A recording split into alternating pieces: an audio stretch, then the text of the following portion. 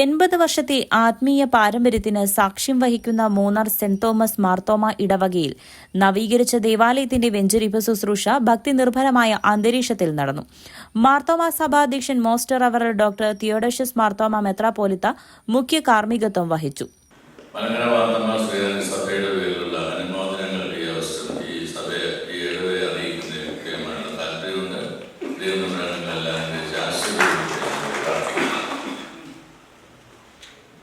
വളരെയധികം ഓർമ്മകൾ നമ്മുടെ മനസ്സിലൂടെ കടന്നു പോകുന്ന എല്ലാ അവസരമാണിത്. നന്ദി ഉളവാകുന്നത് അങ്ങനെയാണല്ലോ. നമ്മുടെ പൂർവികർ ഈ പ്രദേശത്ത് വന്നതായുള്ള അവസരത്തിൽ ദൈവത്തെ ആരാധിക്കുവാനായിട്ട് താല്പര്യപ്പെടുകയും അത് ഒരുമിച്ച് കൂടി വരികയും അവർ കൂടി വന്നതായുള്ള അവസരത്തിൽ തന്നെ ഇവിടെ ഇടവക സ്ഥാപിക്കുവാൻ സഹായിക്കുകയും ചെയ്തു എന്നത്.